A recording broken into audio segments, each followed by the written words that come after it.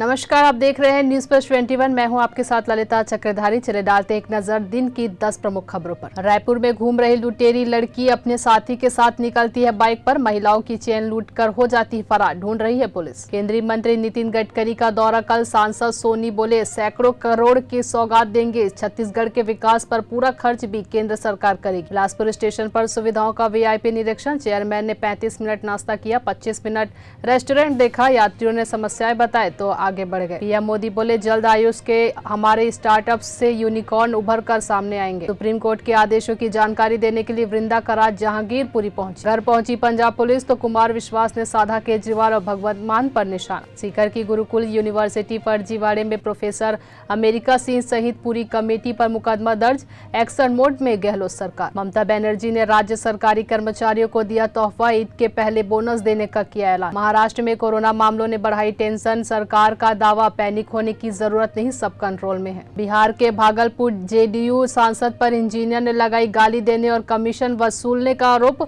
अजय मंडल ने कहा आरोप झूठे और बेबुनियाद। ऐसी ही तमाम जानकारी से लगातार अपडेट रहने के लिए देखते रहिए न्यूज प्लस 21, आपके हक की बात।